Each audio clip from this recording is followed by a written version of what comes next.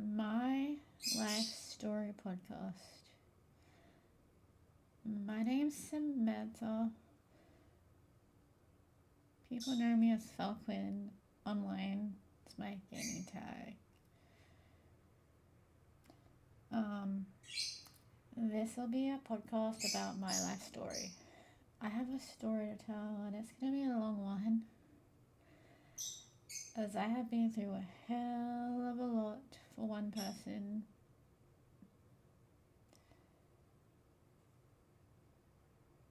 And I shouldn't have needed to go through what I have gone through.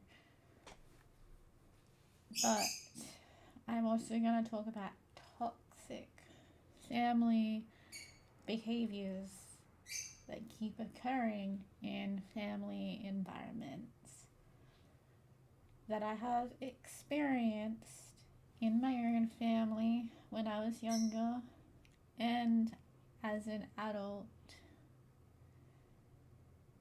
trying to create my own village as a person.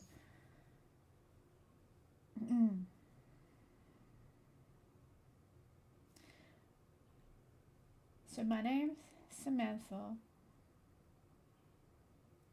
I like coffee. My favorite color is purple.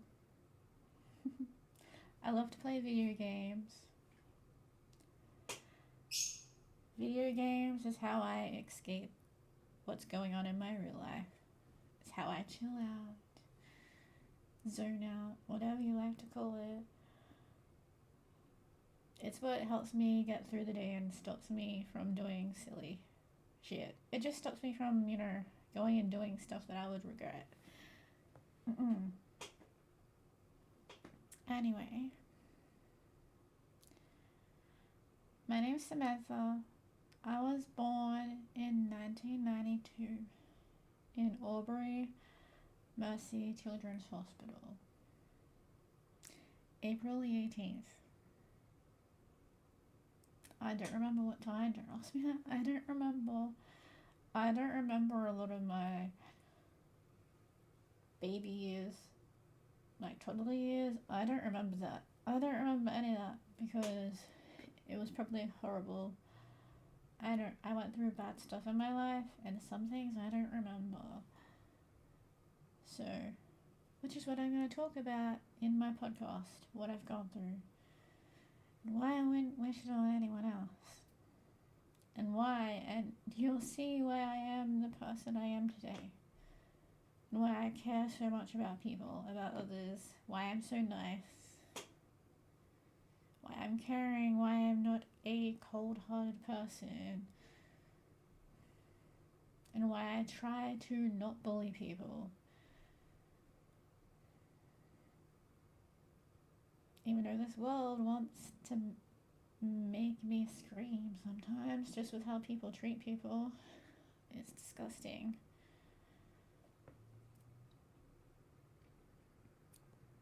Anyway, I was born in Albury, Mercy Children's Hospital. I lived in Albury Wodonga and Wagga Wagga areas of New South Wales. I only remember from primary school years. I don't remember my toddler years, and I don't remember my baby years. I remember some of my primary school stuff. So I went to school. In one of those, I don't remember exactly where, but I know I went to primary school in one of those areas. And I lived on the farms. So I lived on the farms out in New South Wales. So I was born and raised a country girl. Throughout my life, I've lived on the farms and done farm stuff.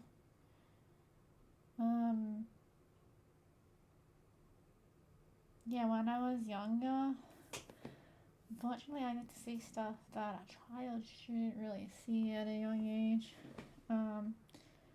Like when I would go out on the farm with my dad in the wintertime, is really bad on the farms in wintertime, especially with the sheep. You would see a lot of dead sheep because of how cold it is in New South Wales at wintertime. There would be a lot of dead sheep, like a lot of dead sheep.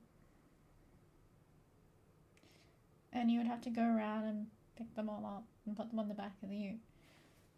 I didn't do that. I would just sit in the ute and drive around with my dad while he would do that. What else? Oh yeah, we lived on like a Queensland. We were always in like old Queenslanders. I love those houses. They're so big and they have lots of room. Except for this Queenslander didn't have.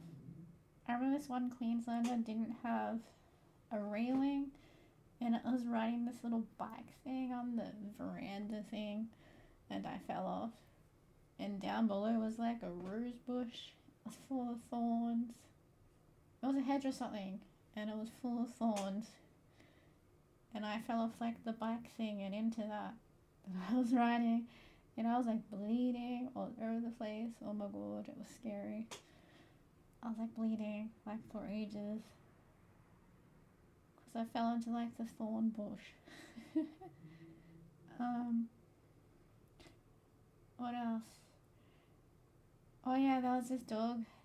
They had a blue heeler, and every time I would go outside to play, this dog would come running towards me and would try and pull down my pants. Literally every time I went outside, this blue heeler puppy would come and try and pull down my pants. I don't know what sort of fascination it had with me, but that's what it would do. Oh my god, it was so funny. I think I tried to avoid going outside after a while.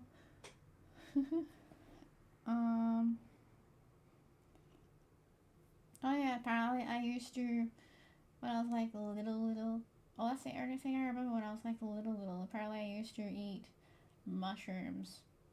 Because you know mushrooms are grown in the ground. Apparently I used to pick the mushrooms out of the ground and eat them straight out of the ground on the farms. And I think that's where my mushroom, I know I'm like obsessed. I am obsessed with mushrooms. I'll have mushroom in everything, in everything I can. Oh yeah, the sunflower. Oh my god. Those sunflowers get really tall. I don't remember how they, I don't know, I think they hand pick them or something. I don't know, I don't remember how the sunflowers work. Sunflower farms work? I can't even talk right now. I don't remember how sunflower farms work. Yeah, I got to see like a lot of like how a lot of the farm stuff works when I was younger. Yeah, sunflower seeds and emu. Yeah, emu farm. I was with my dad one day and an emu charge was chasing him. Literally chasing him. I think it like attacked his hand or something. And I was in the car, the ute with my dad at the time. And he had to drive himself. I can't remember if he drove himself to the hospital or not. Because it was when I was like really younger. Like really young. All I remember is that he got attacked by the emu. And he had to get his hand or something fixed. Yeah, it was really scary. That was really scary to see. I think it was just me and Dad, and he had to drive himself because, you know, I was too young to drive the vehicle.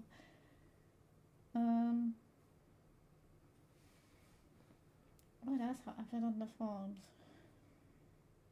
Oh yeah, I got to see the whole shearing thing and how they clean the shearing sheds and everything.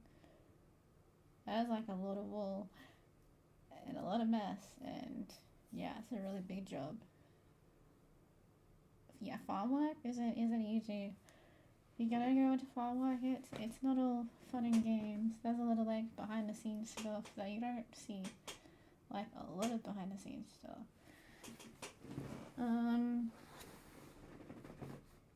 What else about the farms? See, like my mind's blanking out probably because there's a lot of bad stuff my brain probably doesn't want to remember from back in those days.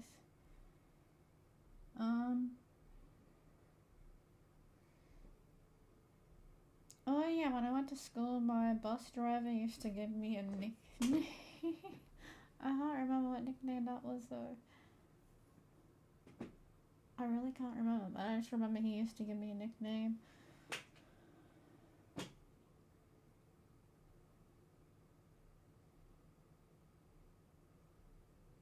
Yeah, I don't remember too much of my life in New South Wales because we weren't there for long. We moved from New South Wales. I think from New South Wales we went to, at some stage in my life, because my family liked to travel. My parents like to travel a lot. And I mean like a lot. It was either from New South Wales, we either went from there to Darwin, or there to, I think we might have went from there to New Zealand. I think. I really don't know. Like, I've been through a lot and I've been to a lot of places. I do not remember. So I am just gonna go through my life and tell you what I've been through, or the places I've been to. Because it's kind of easier that way instead of me trying to remember the order of events. But anyway, I think from New South Wales, they went to New Zealand. I got to go to school in New Zealand for a year, which was really cool. Going to school in another part of the world, it's different. I did not have to wear a uniform. There was no uniforms. And yeah, it was Auckland. They moved to Auckland in New Zealand.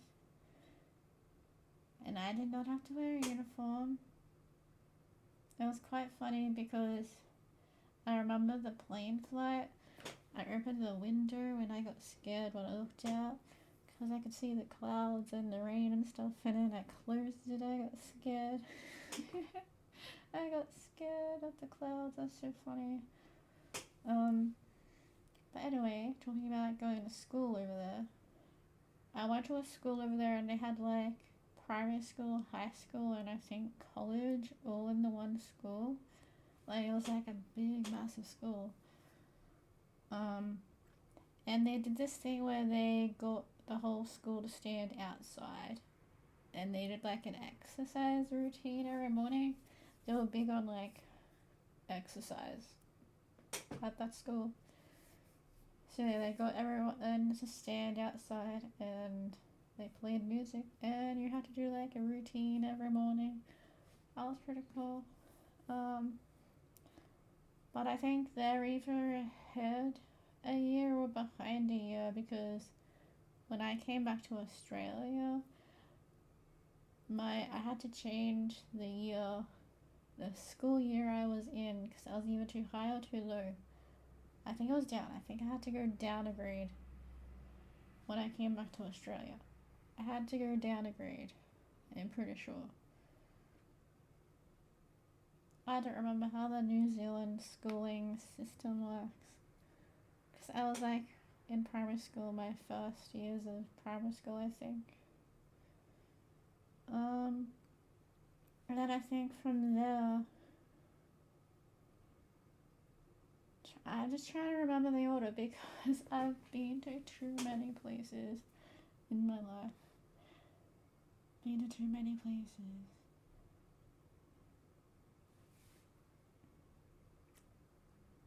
And then I went. Yeah, Queensland's been the most stablest place I've like stayed in.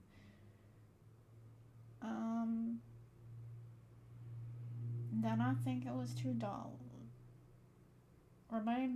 we might have actually, no, we might have been in Brisbane. Because I remember, mumbling my words there. Remember, we were in Brisbane at some stage.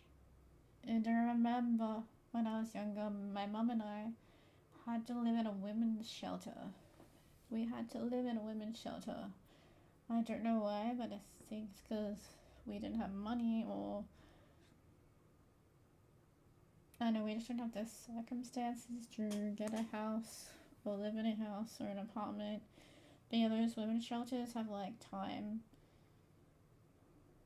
conditions, or if you go out and come home and stuff.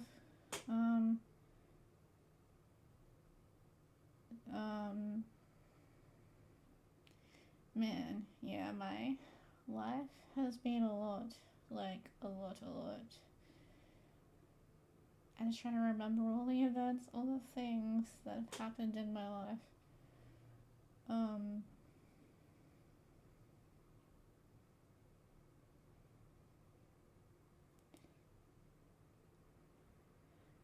Yeah, I remember in Brisbane, we were in like a little meeting thing, and then the person we were in a meeting with to find us a house or something, ended up getting like a toy or something from them. I don't know what the meeting was. I was like young and don't know what was going on. I think that's when we ended up in the women's shelter. And then we ended up in another place. And I don't know where my dad was at that point. I don't know where my dad was or ended up. Yeah, that's the part I'm missing in my life. I don't know where my dad, because I didn't get to see my dad very much at that point of my life. I don't know where my dad ended up at that stage.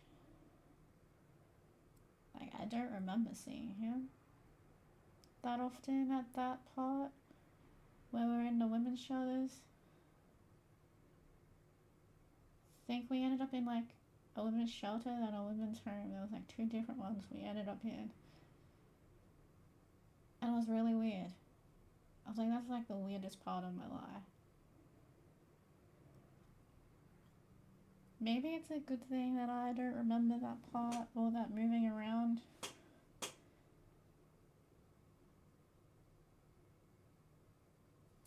Anyway, I think from there, ended up going to Darwin.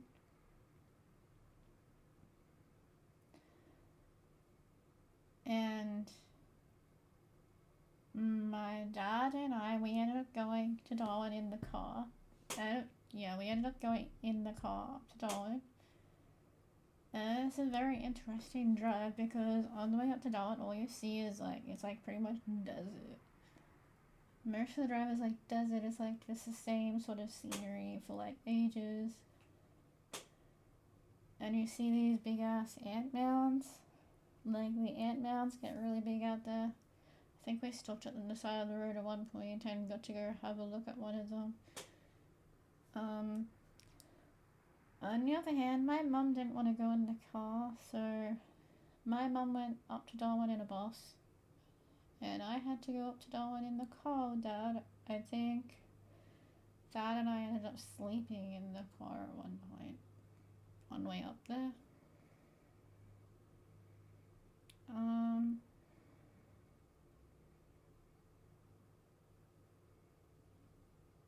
And I think we ended up living in an apartment or a house or something. Up there, oh my god, it was really weird. It was really weird up there, oh my god. I was getting, how did I get creepy? There was this kid that lived next door to us in Darwin. He was obsessed with me. I was getting dressed one day in my room. I think it was like a set of apartments, but yeah, there was like this big balcony roof thing. And the kid walked across it to my room, and was like creeped the hell out, and I quickly shut the door. I think I might have screamed or something. I don't remember. It was years ago, like years and years ago. It was creepy as. I don't think that kid liked me after that. I think I made him be weird after that. That's what you get for trying to spy on someone, I guess.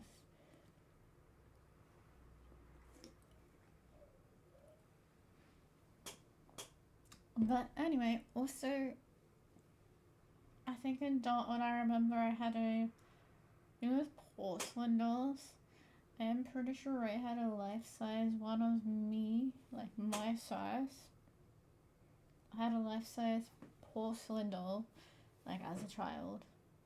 So when I was a child, it was my size. The doll was my size. Yeah, I had a thing for porcelain dolls when I was a little younger, like primary school. And I had that life-size one, but I decided to be silly one day and try and carry it downstairs, and I think I broke it. It slipped out of my hand and I broke it, and I got really upset because it was a really cool doll because it was like life size. I think it was my favorite. And I'm like talking a lot. I'm getting excited because I'm doing this podcast. I don't know if this podcast is gonna make sense, but it's just gonna be me talking about my life and what I've gone through. Where I've been, who's been in my life. Yeah, it's just gonna be a podcast about me. So maybe, I don't know, maybe people will be more interested in getting to know me instead of ghosting me. I don't know.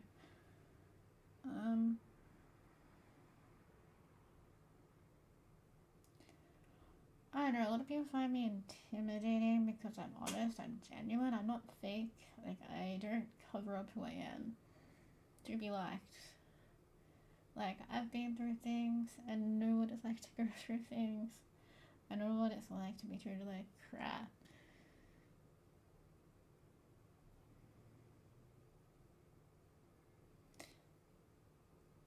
Like, I've been treated like I don't matter my whole life. So I'm gonna make other people feel like they matter. I'm not gonna, like, I don't sugarcoat things. Because I've experienced things. I've had people tell me things because they think that's what I want to hear. And then you end up finding out the truth. Which is what this podcast is. I'm going to be talking about toxic family behaviors. I'm going to be talking about psychology because that's what I'm studying. I'm studying so I can become a counselor, a trauma counselor, and help people.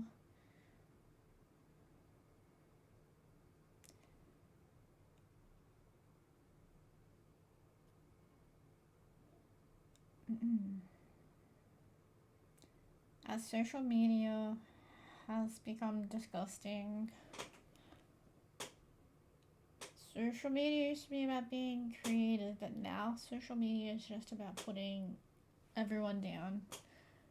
No one's really supporting anyone anymore, like being supportive. It's all about finding out what's wrong with people and then picking on them for that thing that they have wrong with them.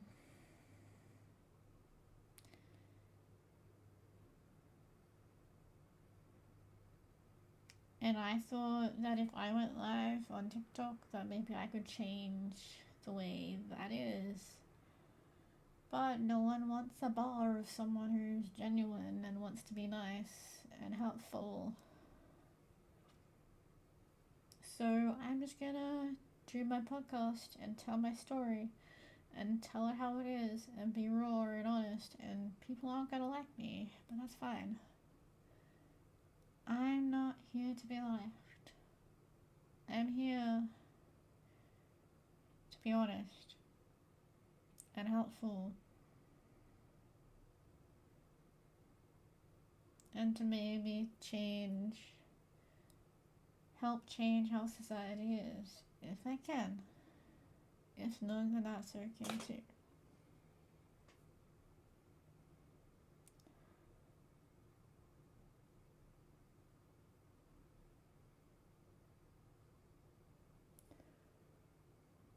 But yeah, I don't remember much of my life in Darwin. But then from Darwin, I think we moved back to Queensland. And we ended up in, I'm just gonna say Ipswich. Well, kind of, it might have even been Brisbane first. I'm not sure, but we ended up back in Queensland. And Queensland's been the most, like, stablest area of, like, consistent area I've been in my life. As for my younger years, my parents used to like to travel a lot. I don't know why, but they used to like to travel a lot.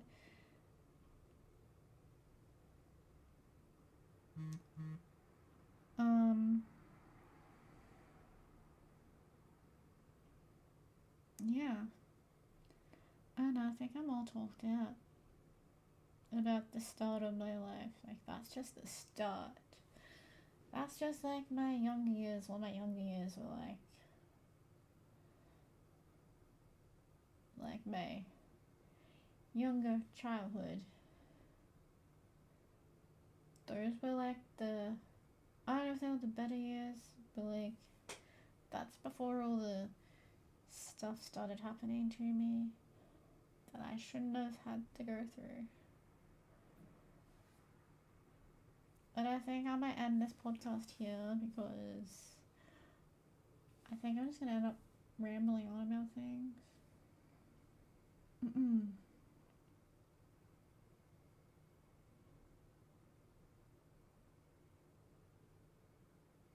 Yeah, I don't know. I think it might have been Brisbane we might have ended back up in. Before I moved to Ipswich. Yeah, I'm not sure. But yeah, that was a lot of moving around I had to endure. Yeah, I haven't really had a really consistent life. I haven't had like a caring family either. I don't know what it's like to have people that actually care. I've always had to look out for myself. I haven't been able to rely on people because people haven't been very relying.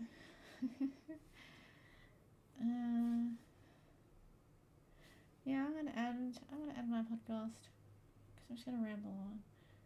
But yeah, this is my life story podcast.